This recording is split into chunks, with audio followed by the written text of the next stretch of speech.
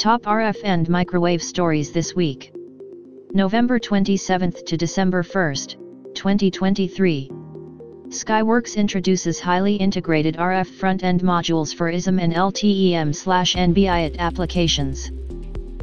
CRFS develops bespoke I/Q recorder solution for a national border force.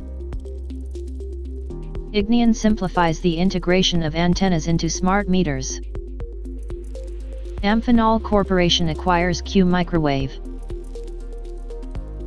China launches GPS-like Beidou navigation system for the commercial aviation industry. TCI introduces cutting-edge compact spectrum monitoring systems to enable better decision-making. Rohde & Schwarz introduces 170 GHz power sensors for D-band applications. New Waves RF Solutions develops range and telemetry tracking system for defense applications.